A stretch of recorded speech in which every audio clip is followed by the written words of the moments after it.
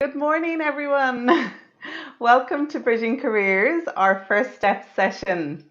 So this is the beginning of 10 events this week with over 40 amazing speakers. So happy to see you all here today. I would like to begin by paying respects to the traditional custodians of country throughout Australia and their connections to land, sea, and community. We pay our respect to their elders, past and present, and extend that respect to all Aboriginal and Torres Strait Islander peoples today. I'm Yvonne Kelly, the founder of Glow Up Careers. We're a tech-enabled growing career coaching community and a social enterprise. So that's why we're bringing you Bridging Careers in partnership with Cisco, live on YouTube using WebEx, all this week for free. All of our speakers have volunteered their time, and we're so grateful for them sharing their knowledge in this current job market. We've some of our brilliant coaches on YouTube live this morning. So you'll see on the right hand side, there's a little chat box. So feel free to interact, ask questions for our coaches. And if we have time, you can ask questions to the speakers. We'll see if we can squeeze in one or two. But we can post some answers later on to those questions. So we've got so much to share today. We'll do our best, as I said, to answer as many questions as we can, and our coaches are there to help. So this session will run for an hour. So thanks for tuning in, and we'll get you, we'll get started shortly.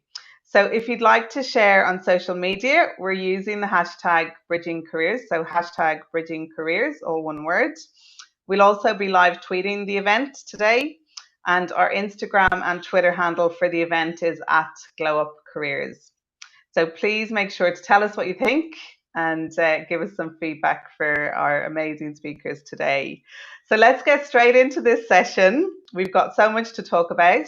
Today we're really talking about all the things that you need to do to prepare for this job market.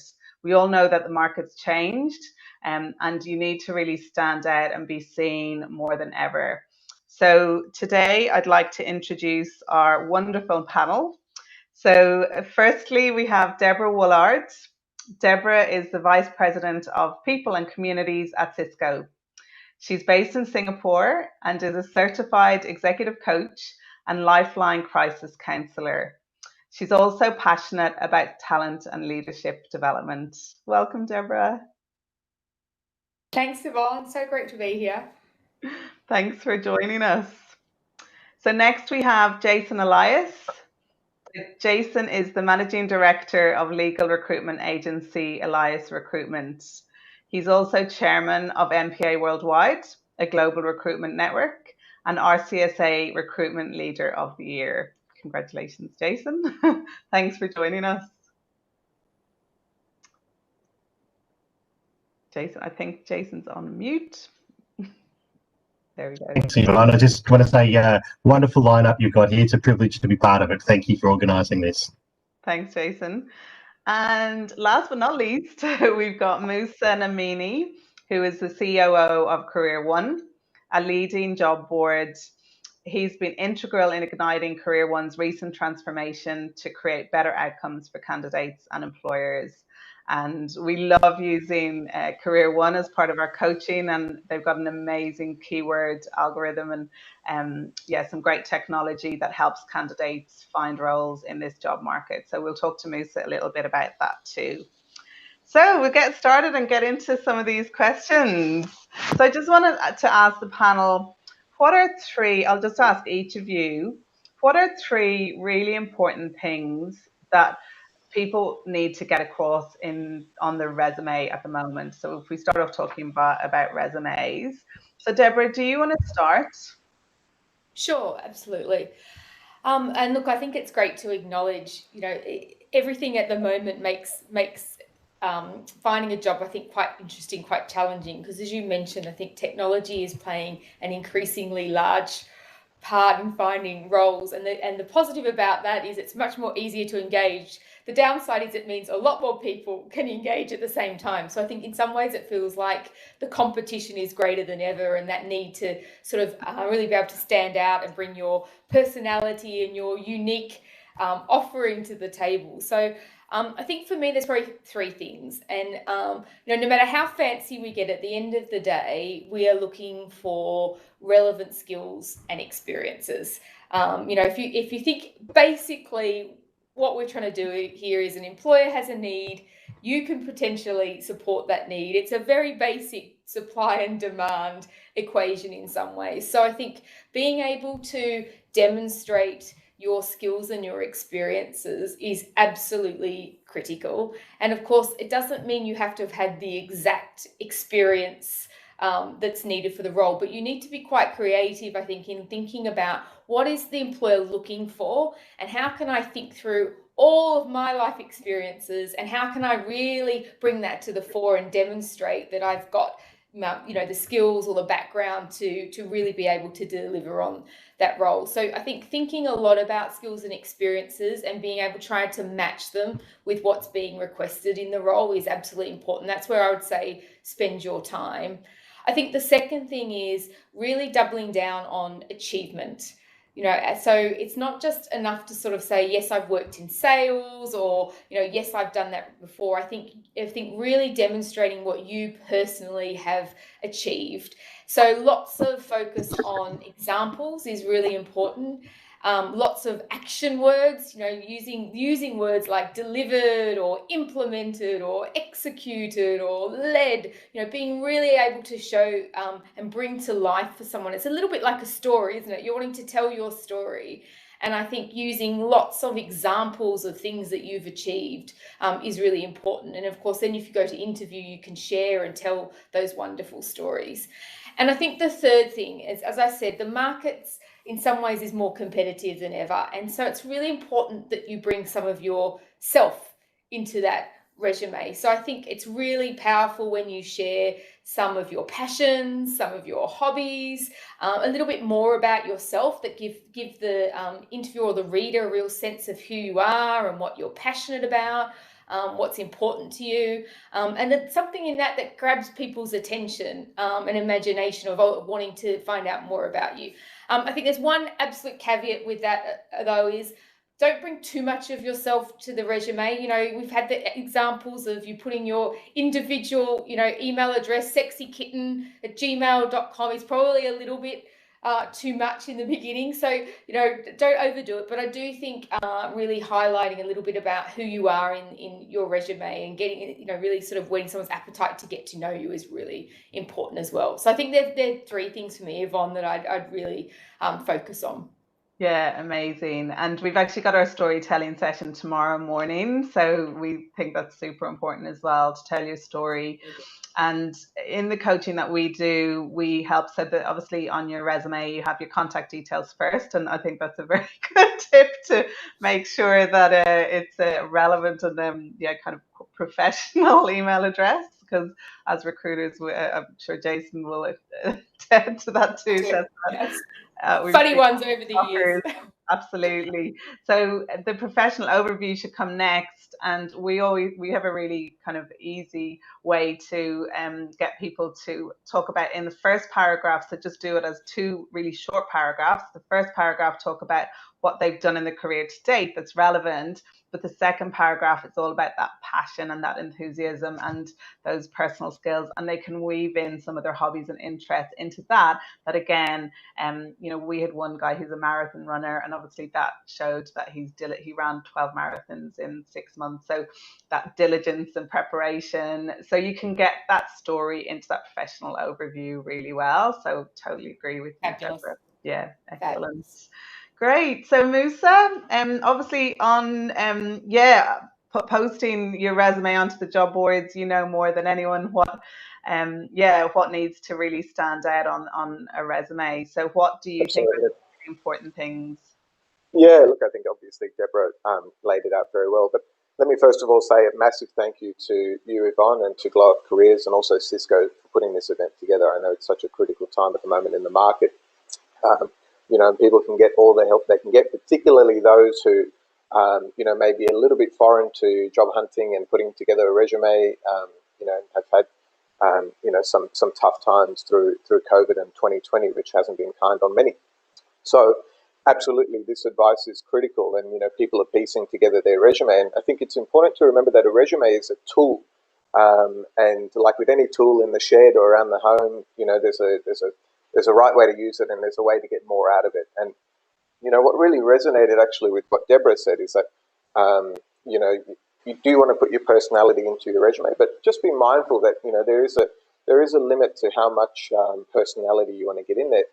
Largely, I think personality can be really misinterpreted or misconstrued on resumes. I think, if you wanted to put together some kind of medium to really showcase who you are as a person, a 2-page Word document is probably the last thing you'd put together, in order to demonstrate that. Because really, people are beautiful, and we have so much complexity and things about us, that just can't fit on a resume. That being said, what you want to do is get yourself into a position to be able to showcase your differences and your personality. And I think, that's where the resume really, if it shows your experience and your skills and your overview of, your career story, I think that gives you the best chance of making it to that next step where you can really differentiate yourself. And, in terms of, I guess, what goes in there, I mean, there's no obviously one size fits all. For every different industry and role type, there might be some nuances and differences that you need to account for. But I think largely speaking, and again, credit to Deborah for really raising this point, it's that, putting yourself in the shoes of the employer to really think about what they're looking for. That's the type of information you want in your resume, to be the clear, hard-hitting info, so that when someone sees it, they get it. Now, all that being said, I'll throw in one caveat as well, is that technology is fundamentally changing that first layer of resume review. And, for many large employers and recruitment agencies, it's actually not a human being that's doing that first review stage of resumes. So we almost have to think about this dichotomy of experiences with resumes. You need the resume to be good for technology and good for the person who is eventually going to read it. And that's a new challenge, and we can obviously go into that. Excellent. Thanks, Musa. Some great tips there. And Jason, as a recruiter, what do you see are the important things? I think one must look at what is a resume's purpose, and the resume is to get you in front of the decision makers. So it really is a ticket to entry. So I think what I would focus on is, if there's a job description or a job advertisement, make sure that your resume adapts towards that. So it's no point having the one size fits all resume. You should have some basics, but you should try to customize it. If the job description says they really want people who've had experience in A, B, and C and skills in D, E, and F, make sure that your resume reflects that. Highlight your achievements, and I think overall you've got to watch a couple of things. One is, you've got to tell your story and let your personality come out and find out what are your unique selling propositions, but you've also got to be concise and relevant. I think that most resumes can sometimes go a little bit overboard, particularly early career resumes, when you don't have... Jason, you're breaking up. Sorry, can you... Okay. Yes, that's good. Yeah, we've lost your video, but maybe just, Oh, sorry. So be careful to be relevant. Don't be too verbose, and make sure you're truthful as well. There's nothing that will kill your chances more than when in an interview scenario and somebody questions you something on your CV and you can't back it up. So make sure that you're transparent throughout the process. Excellent. Thank you, Jason. So technology is, as obviously as Musa mentioned, is taking a great part in that first screening process of resumes.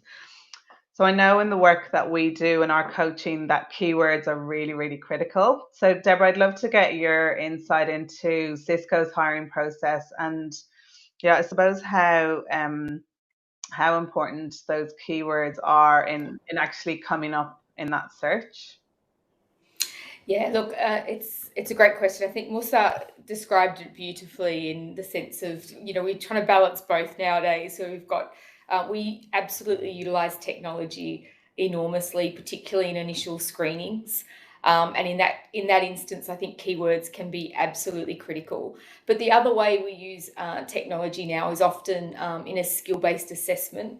So as Jason said, it may well be the case for certain roles that you do some sort of online assessment first to look for skills before you actually would get to an interview. And it does depend a little bit on the role.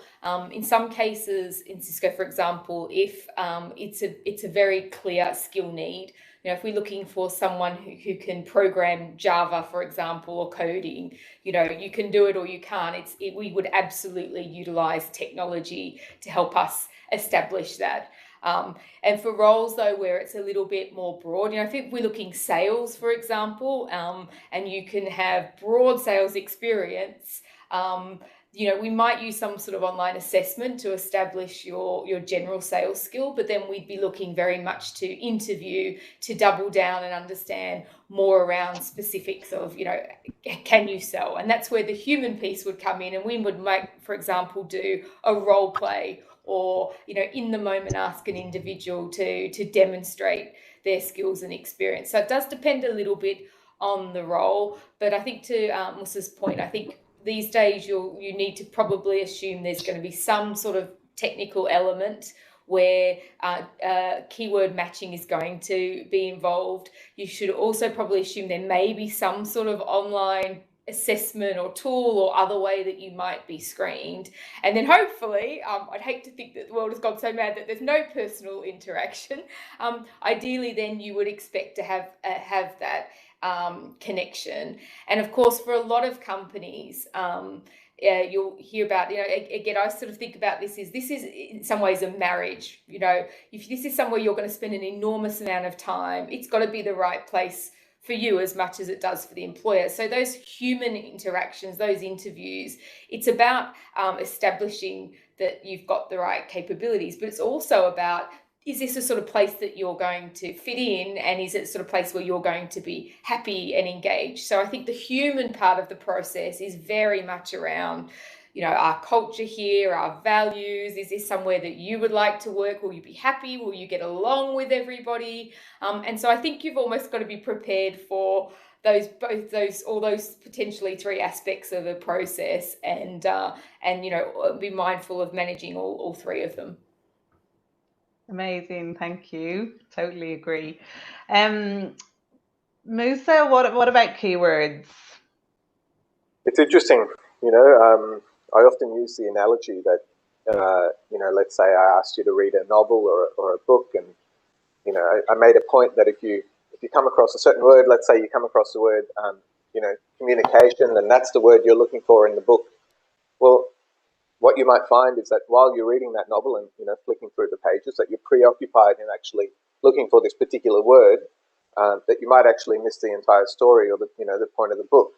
So it's very difficult for recruiters or hiring managers to look at a document like a resume and be focused on these few keywords that they're looking for, but then still try to take in the this overarching meaning of this document. And then you couple that with the fact that these days, I mean, there's many roles that receive sometimes hundreds of applications. Then it is extremely challenging, and then sort of that.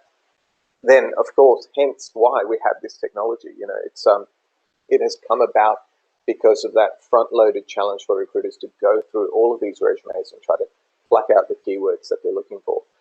So really, we can understand why the technology exists, but it doesn't come without problems. And I really like to rely on real-world scenarios. I mean, we have a few ex-recruiters working for us here at Career One, and they often talk about certain roles where they had a plethora of candidates and no one seemed to be a good fit for the role because the technology basically ruled everyone out. And it wasn't until they actually said, hang on a second, let me go through a few of the resumes here, and they actually did find some quality candidates hidden in there. So you have to be wondering to yourself, is that how many candidates are applying for jobs where their resume is not serving them well enough to essentially get past that first layer and make it through to the eyeballs of the person. So it's not without on that point. So we see a lot of people, like a lot of industries, even from organization to organization, those keywords change.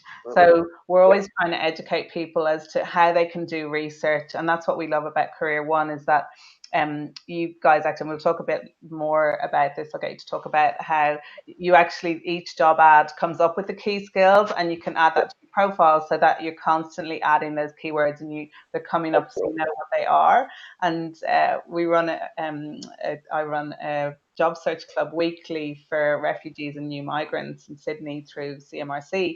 And we were actually jumped on Career One last week, and we were looking at the keywords, and it was really interesting because one of the ladies we were working with had a great resume, had been working in reception, but a lot of the keywords that were coming up, she hadn't really considered, because some of them are in medical, some of them, so she was like, I've done that, and she was able to continue to add things. So yeah. I think it's a constant work in process. You've got to constantly be reviewing and making sure that you're up to date with those keywords, and obviously with Career One, that can help you do that. I can assure you, I mean, from the research that we've done, typically when you ask someone to sort of name 5 skills that they have a lot of trouble with this, even just 5, to really pinpoint what we would call our skills and understand what the market is looking for. So you need a way of prompting, those keywords to be on your resume. And I think Career One is just on the sort of tip of the iceberg of doing that. We're doing it a little bit now, but we have big plans to do it more, because it's such an important thing in terms of finding the right job.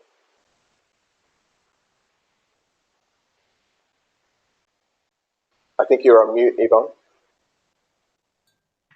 We'll jump back to you in a minute and talk about the technology side. So if we go to Jason, what do you think about the importance of keywords as a recruiter?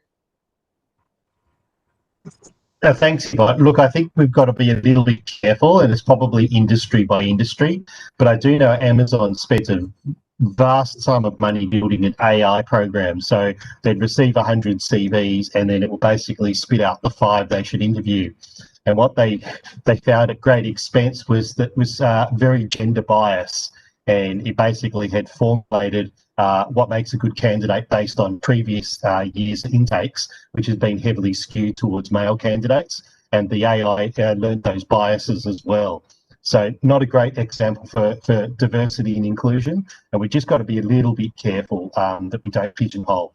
In industries like legal, which I work in, there's not that mass volume, so keywords probably don't play as an important part as, say, somewhere where, for example, there might be tens of thousands of people applying for a position.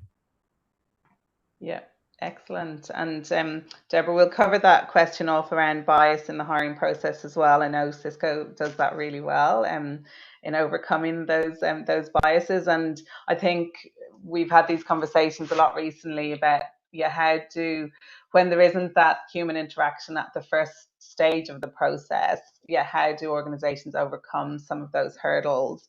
So Musa, maybe we can talk a little bit. Everyone's talking about AI, and the word ATS comes up a bit too. Can you just explain simply what AI and ATS, and then we can talk a little bit about how Career One uses some of the technology to help people find jobs in an easy and succinct way. Yeah, I mean, I guess first and foremost, we need to understand that AI, artificial intelligence, doesn't necessarily go hand in hand with ATS, applicant tracking system, although there's been, much development in the applicant tracking system space to leverage AI and machine learning. It's not always the case, but I guess in the recruitment sense, artificial intelligence, Jason touched on a little bit, is that, we're trying to use the wealth of data, and there's a lot of data around the recruitment space, to really train models so that the machine can tackle these high laborious and high volume tasks on the initial front. And, there's a lot of promise. So I would say that it's still very much in its infancy in the recruitment space, but you can just imagine, like every other technology form out there, that it's moving forward. And if you don't believe that it's going to be part of recruitment in the future, you'd probably be wrong, is my opinion. So we need to be mindful that, I guess, for the person out there looking for a job, I don't think this should be a surprise to anyone, but that technology is playing a bigger and bigger part in the process of your application and those initial parts of getting a job. And then in terms of applicant tracking technology, I mean, it harks back to, I guess, the point I was making earlier and that Deborah was making, that, in a lot of roles, where you have a high volume of applications, the person in charge of deciding, who should come in for an interview has a big job in front of them in terms of organisation, finding the right person, going through applications. And oftentimes that role is just too much. And we have these tools called applicant tracking systems that help us, organise our candidates and find out who's the top ranking candidate, add notes to them. And it's essentially just the platform where the magic happens, so to speak. So, these are not necessarily words that you need to be totally across as a job hunter. I suppose for my advice to most job hunters is just know that technology's, there in the background, and it's not always a sort of person-to-person, relationship when you're applying for jobs. But I guess, this might be, you're looking for little advantages as a job hunter, and maybe getting to know the tech might just give you a little edge here and there. So, yeah, definitely. Can I just interpose for one second? A great point.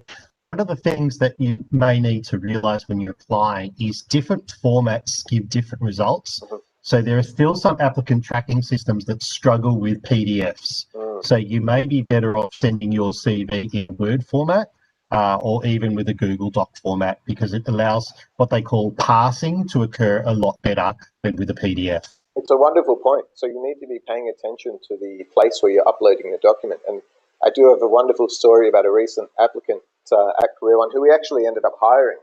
And as I said, I thoroughly prefer the anecdotal cases because they're real world scenarios. And he was quite a junior candidate. His resume was 10 megabytes large, so extremely large file size. It was in PDF. It wasn't able to be parsed. And, he took on the advice very, very quickly. And it just goes to show that, people need the support to get these small things right to get them through that first layer. Yeah, and I think the other point is that often once it gets through that first layer and the first person in the organization that's looking at your resume may not necessarily be the hiring manager or the decision maker. It may be somebody in the HR team. And Deborah, you might want to tell us a little bit about that at Cisco in relation to the first point of that screening and who interacts with the candidates, because I think sometimes people put the resume in and think that they've developed it for that hiring manager who ultimately will make the decision. But as most of you said earlier, that actually just getting to that stage that somebody's reading your resume and they're going to book you in for an interview is critical to get through that technology to get to that part. So Deborah, what are your thoughts? Yeah, and look, you're absolutely right. I think it's safe to assume that the first person to see, it could go through many hands before it gets to actually the individual making the decision. And look, I think, again, it really does depend on the role. If it is a role where we have a really large number of applicants, then we will obviously always try to look to technology to support that process. And you mentioned about bias. I think there's a few things that we've been trialing and having quite good results with in this space. But I think ideally, again, if there's a skills element to a role that can be assessed, then it's a wonderful way to allow potentially large volumes of individuals to be assessed. And actually, there's no defining identifiable parameters then. So anybody, could actually come forward and do quite well in some sort of skill-based or experience-based assessment. And again, I'll refer to sales as a great example here. You can actually do incredibly well in a sales assessment without necessarily having the specific background or experiences for a particular role or particular industry, but you may just naturally be very good in the requirements to sell. And so that's a really great tool that we often utilize to get people through the process without them having to be identified, by any of their individual parameters. I think then the other thing that's really important for employers is the training of those who are involved in the interview process, whether that, as you said, is someone in HR who's looking to screen, or whether it's actually the hiring manager.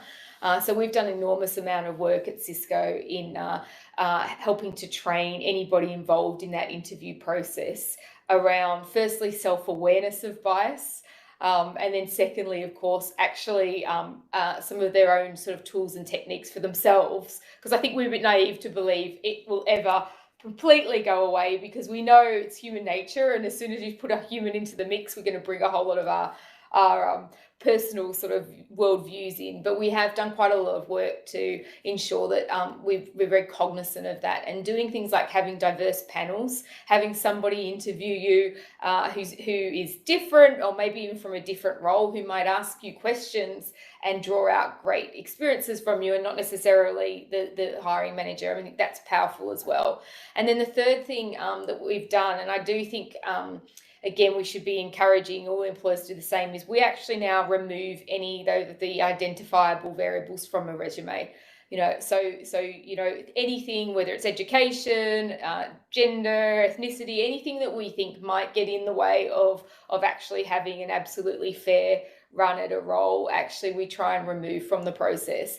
And we found, Yvonne, it takes time. These things take a lot of time to see the overall impact. But we've been at this now for about 3 years, and we are finding that we are getting a pretty significant shift in terms of a far more diverse pool of talent. And I think the thing for people in the market to remember is employers actually want more diversity, right? It's not that actually you're trying to push against employers that don't. The reality is, we employers absolutely want more diversity, not only because it's good for the organisation, but actually we need different skills. We need people with different thinking, because I think that's where we realise now is, if you have a whole group of people who have exactly the same education or background or everything, you end up with a whole lot of people thinking about things the same way. So I do think that you shouldn't be too concerned or discouraged by worrying about it, because I do think we're seeing quite a shift of employers genuinely looking for people who have different or diverse backgrounds, and they can bring some of that uniqueness. So I think we're going to see a change there. But that's something I would encourage, is just getting past some of those initial legacy kind of I suppose beliefs we have. If we can remove them from the process, then I do think we have a lot more opportunity for very diverse candidates to really have a good run at roles. Yeah, absolutely. And that's a topic we'll be covering this week. Actually, all you've said in the last few minutes, we have topics covering over the next few days. So around diversity and inclusion, and understanding your own strengths and how you use them. And we've got James from Canva, who's going to be talking about a strengths tool that they use that's free, that you guys can use to find out what your own strengths are. Because sometimes you might think, oh, that, I know one of my top strengths came up as creative, and I thought, no way, I'm not creative. I can't paint, I can't draw. My sister's an art teacher, she's creative. But then people who know me were saying, yeah, but you've got these great ideas, you've got run a business, creativity is in a different way. So I think being able to be self-aware of those strengths that you have means that you can present your resume that you're really highlighting those strengths. And as you said, when bias is removed, when all of those defining kind of features of gender and ethnicity are removed in that hiring process, and I think Australia still has a bit of a way to go there. I know overseas that's happening. I think in Australia, a lot of organizations aren't doing that, so they're still making biased decisions, but hopefully we can move towards changing that, so everybody gets a good chance. Excellent. Well, thanks Deborah. So Musa, any other tips on, so we've talked about obviously resume, we've talked about keywords, experience, anything else in relation to using a job board? Like, we've also talked about the importance, and I know in the coaching we're doing, the message is really very much that a lot of this is happening on technology, and you really need to get comfortable with technology. And that's why we wanted to bring this event today to you through YouTube Live, and obviously using Cisco's WebEx. And we've got some of the team at Cisco on here. You might be able to see them on the screen who are joining us to support. So the more comfortable you can get using technology and jumping online and interacting and coming to events like this, the more comfortable you will be when it comes to having an interview and interacting with your job application. So Musa, is there any tips on that in relation to when people are interacting with the job board and trying to apply for jobs? Any tips for them there? Yeah, absolutely. I guess maybe for some of the listeners and viewers at the moment, this is information that maybe is unbeknownst to them. And I guess, they might be wondering, where can I get some answers about what my resume looks like and what my profile looks like out there in the world. And, any number of sources, I would obviously point to Career One as a place where you can create a profile and get immediate feedback about how your resume is parsed. And that's parsed, P-A-R-S-E-D, which means how a machine pulls out structured information from your resume. And anywhere from critical issues with your resume, such as your contact information isn't being pulled up, all the way down to some softer points as to how the resume reads. You can get that instantaneously when you create a profile. As well as, interestingly, the minute your resume is uploaded on Career One, we pull out the skills that the machine can identify in your resume. So on average, profiles across Career One have 19 skills that are pulled out automatically by the resume.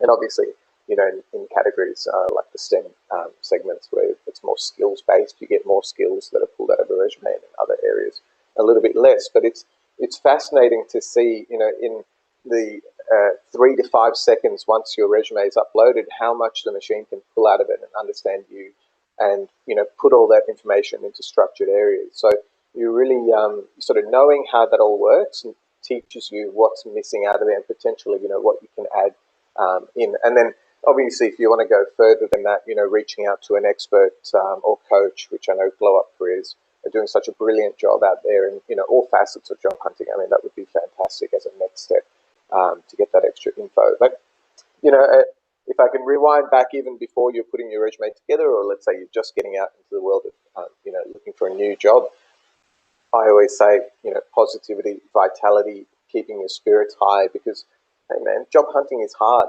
and a lot of times you're up against it. It's very easy to, maybe look at things that you're insecure about. I'm a second generation immigrant. A lot of people are, here in the country and are new members to this country, and maybe English isn't their first language or whatever it might be. You look at the process, and you might apply for a few jobs and instantly, look inwards and say that, well, the reason why I'm not having a lot of success is because something about me, and that really plays on your insecurities.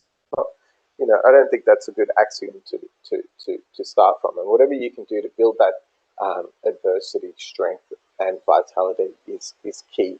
So really focus on yourself, your health, your physical health. I'm a big proponent, for keeping your spirits high. And just know that the right job is out there for you, and someone's going to get back to you. So, keep going. The job hunt is the real fight. That's where it happens. Oh, that's such good advice, Musa. And it is so important. And Jason, we might ask you about that having that real positive attitude. And if you're in a positive mindset when you're writing your resume, that's going to come across. So people will see that. Yeah, and they're gonna they're gonna want to meet you. And so, Jason, what are your thoughts? Well, I think there's an old expression when you're hunting for jobs. I think you have to kiss a lot of frogs before you get your princess. So just understand that resilience is a real key, that you're going to have some setbacks along the way, but none of them are personal. It's never a personal attack on you or your personality or your values.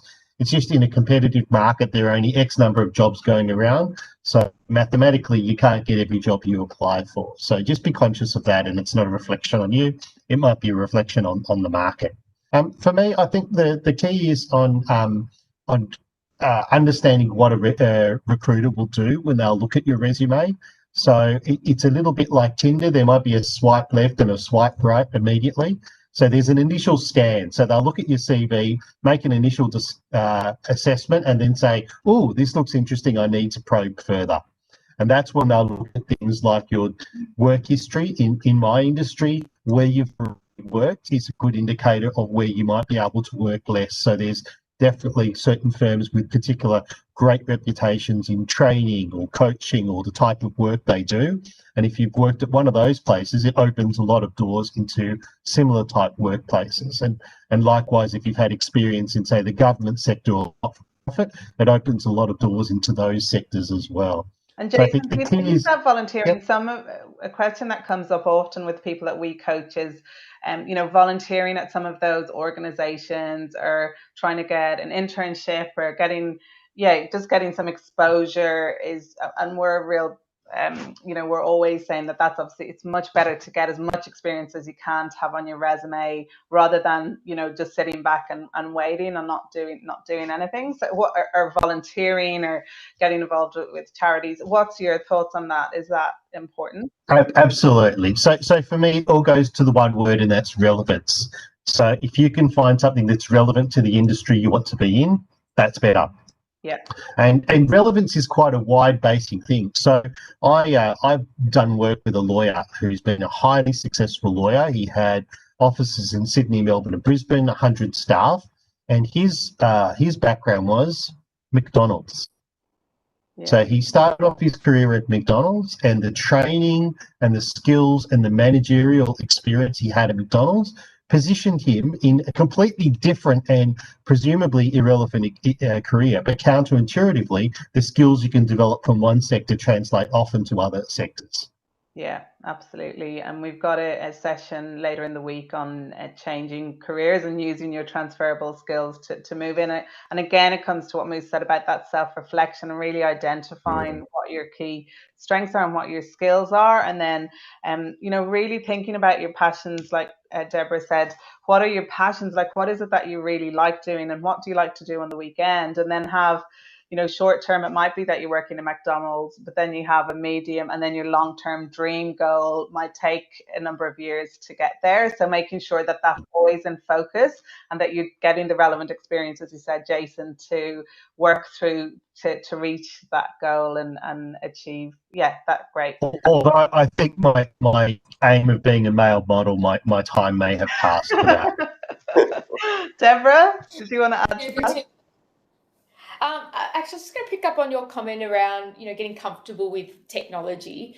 And I think COVID and the pandemic has really forced, you know, all of us, including recruiters, to move to obviously virtual interactions.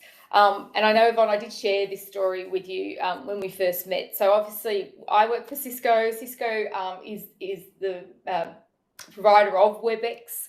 I joined Cisco 18 months ago, and my first interview was via WebEx, and I couldn't get it to work. So I spent the first 15 minutes or so of my interview time, you know, it wouldn't log in, then I couldn't get the volume to work, and it got myself into such a state of panic because obviously, you know, it wasn't a great first impression. I thought, goodness me, if having technological sort of, you know, capability is part of the role, then I'm not going to get past the first interview. Fortunately, I did manage to get past the first interview, but I think just the comment here is it is a different vehicle to connect with individuals. So I do think, you know, and I know obviously you're coaching online, but people are going to have to be really comfortable using this vehicle for interviews, because I actually believe that even now going forward, employers will probably rely on this a little bit more because we've got a bit used to it now. It's a very cost-effective way of interacting. So there's a little bit of, you know, preparing for, if you like, a virtual interview and making sure, you know, you're set up properly for that, you're comfortable talking to screen, you've got the right environment behind you, you know how to work the technology. I think these are little aspects that people are going to have to get really comfortable with, you know, going forward, because I do think it's a tool that employers will continue to utilise.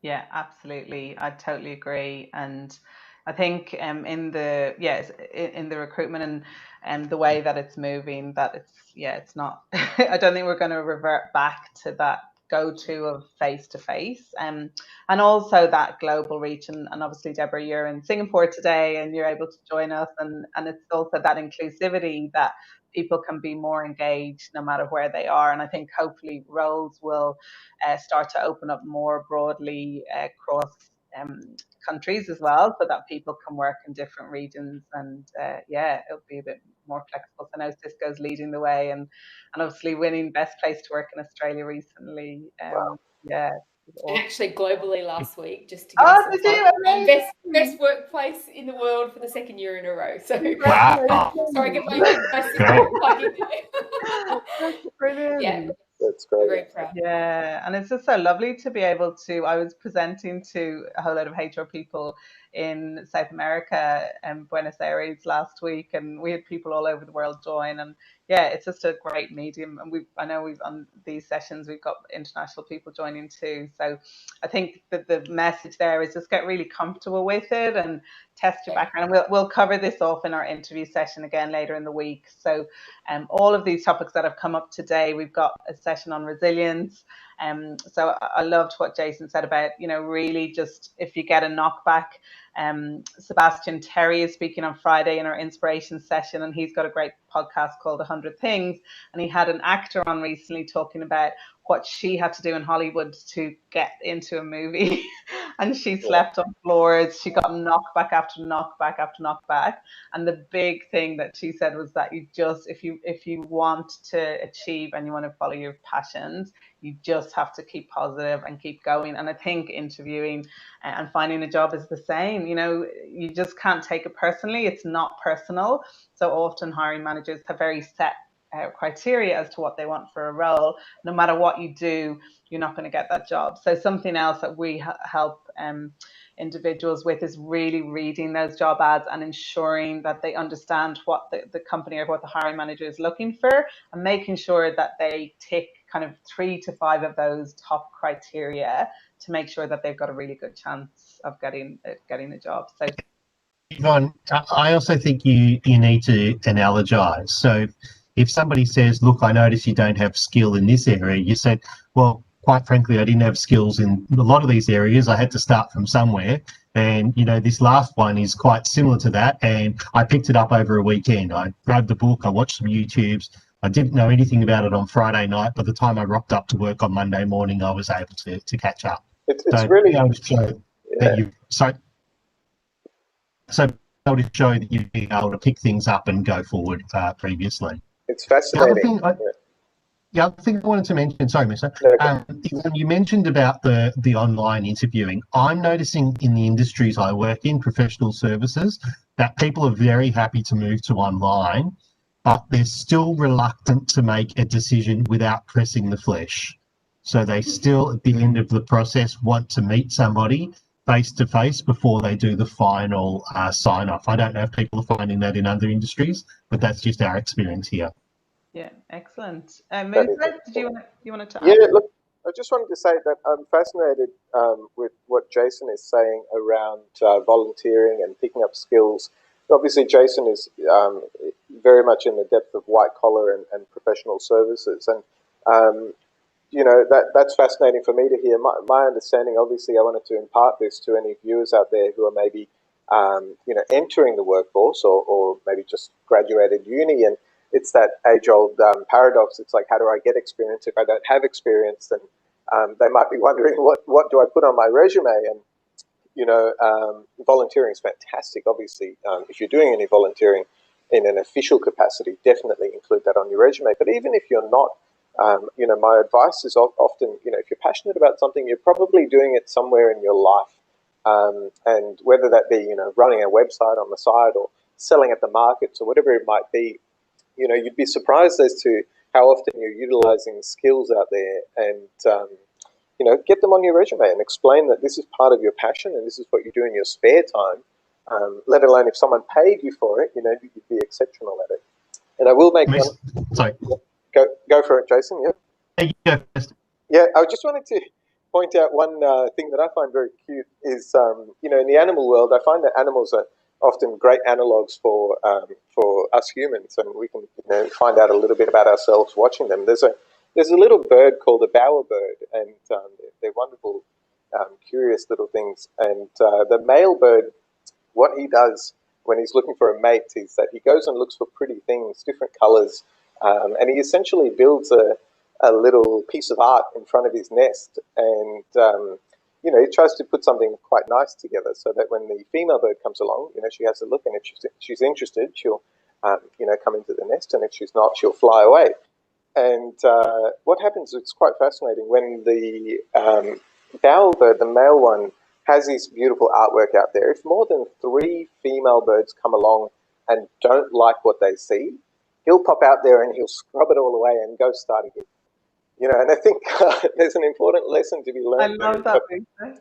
Right. Like if you're not having a lot of success with your resume and, you've been in the job hunt for a little while, there might be grounds to kind of take a step back and rethink, start fresh, go to a brand new template for resumes or talk to someone about what their resume looks like. And, it might just be an opportunity to have another crack. So, yeah, don't be stuck I in love your that analogy. That's amazing. Because and we do that when in our coaching, we always get people to start from scratch. So forget about what you've had before. Let's start from now, today, and get it right and capture all of that great information. And a couple of questions that we've had around, like, how long should your resume be? We recommend kind of 2 to 4 pages. Any thoughts on that? So the other thing about that is, like, in relation to the format of a resume, we see a lot of people write big lists of the skills. It takes up nearly all the first page. So we recommend that you have the first page really succinct, like a bio, so that it's a real snapshot of your experience. Because I know, Jason, I think they say that recruiters spend 6 seconds looking at a resume. If it gets through that technology and they get to see it, it's a very short window that you have to make an impression. So yeah, any thoughts on kind of the actual structure, making sure Please. there's no gaps and Yeah, please don't be a bowerbird. I don't want any boxes on your CVs, and don't do black backgrounds with white writing. It just drives everybody nuts, please. Just a very simple way to make our lives easier and save toner in the world. Just save toner. Look, I think gaps are a really interesting thing, and I think the presumption is if you've got a gap on your CV that you're in jail. So you're much better off being transparent. I would say, between January and March, I was looking after an elderly parent. I had domestic responsibilities. I went back and did further study. I was looking for toilet paper in 2020. Whatever it may be, I think you're better off being transparent about that. And I also even, and I probably am not, I don't have consensus on this one, but I really like to have people have the reasons for leaving a job on their CV, particularly if they haven't spent too long in a particular position. I've got one candidate who looked like they'd jumped 6 times in small succession, and normally I would have bypassed them because that raises red flags. But it turned out that the person had been sitting in the same desk working with the same people, but the company had changed hands. So totally reasons beyond her control, but just through mergers and buyouts and whatever it is, the company name changed. So just, explain your CV and don't give people an excuse to say no.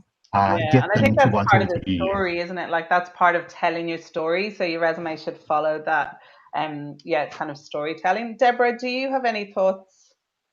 No, I completely agree with you. I think the front page is absolutely critical, and I would strongly say don't make it too long, because I think you will need to be punchy enough that people get to the right. Yep, this is someone I'm interested in. You get that sort of initial visceral reaction. You're through, done, fantastic. I think if all of your great experience and content is on page 4, you've got to assume that not many people are getting to page 4. So I think keeping it as crisp as you can and having all the real powerful punches up front that they're going to get you through. Yvonne, I was just going to go back to your comment earlier, though, about how to demonstrate experience. I have a real life example, which I think pulls this point around when you're resilient and when you're passionate about things, how you can get through a role. So I was recruiting, this is quite a while ago now, but it was for a secretary, and we had a few CVs.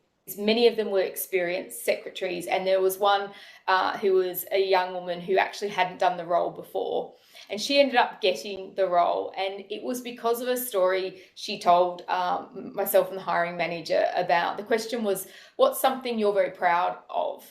And she said, I'm really proud that I've just bought my first car. And she told the story around the work she had done to get herself her first car. And she won us over because she demonstrated all the things we were looking for. You know, she had a plan, she was organized, she worked really hard. You know, she had the tenacity and the resilience to deliver it. I think she paid cash in the end.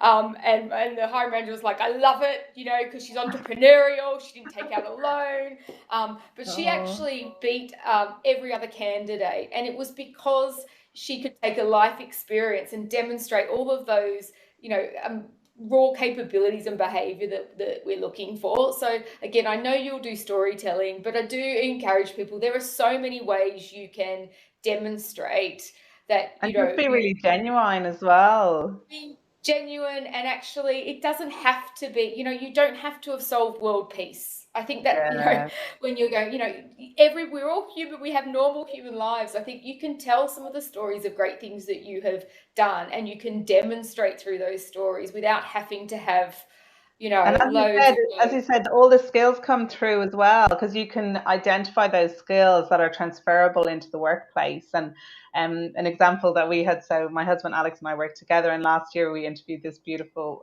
lady, and she was telling us how she was just in a role that wasn't very interesting or appealing to her. And we got talking about, she makes pottery on the weekends, and she was just opening a market. You know, she was thinking about what she'd do with it. And she showed us her Instagram, and we said, oh my God, these cups that you've made are beautiful. We bought them. We were her first customer. And now she's got this market stall. And it's meant that she's moved into a job that's much more creative, because she realized she wasn't using that side. She was in a really kind of paper-based role that she just wasn't enjoying. And she's just been able to see that passion and her go from strength to strength. It's so nice to see that within people and have that authentic and genuine sharing. So we are nearly at time. This conversation has been amazing. Is there any final final words of wisdom that you can share? I know we haven't even really got to cover letters. I know that was something that we wanted to touch on. I think that they are still very important. It shows that you've done your research, and you know, it shows that it's another area that you can put that passion and enthusiasm specifically for that job. Any last minute thoughts that you guys have, Deborah? Yeah, look, we don't necessarily require cover letters at Cisco, but I do think, to your point, I think Jason said this earlier around, you know, you do need to tailor your whether it's a cover letter or a CV to that role. So if you are going to invest in a cover letter, you do need to spend the time to make sure, you know, you can't just churn them out, because you will do yourself a disservice, I think.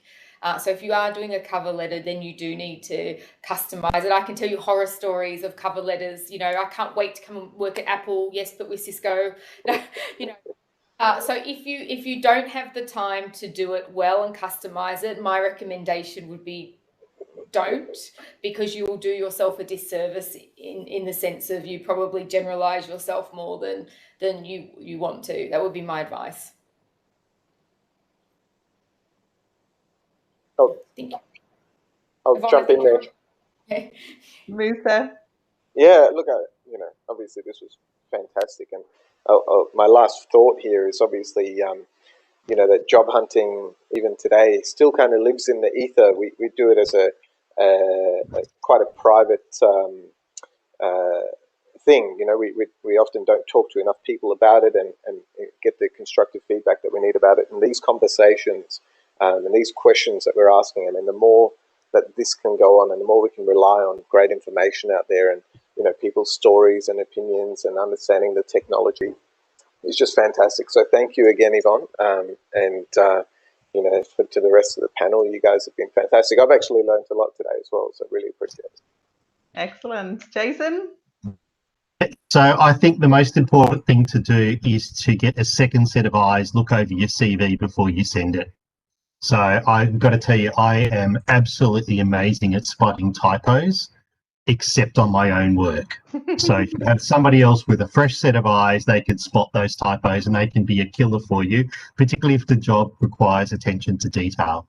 The other thing is be authentic, and I'll leave you with a quote from Groucho Marx, which is, the most important thing in life is authenticity. If you can fake that, you've got it made. Excellent, brilliant, love it. Well, thank you. I hope you've all really enjoyed this session as much as I have, and I'd really like to thank our panel members, Deborah Woolard, Jason Elias, and Musa Namini. Thank you so much. And we've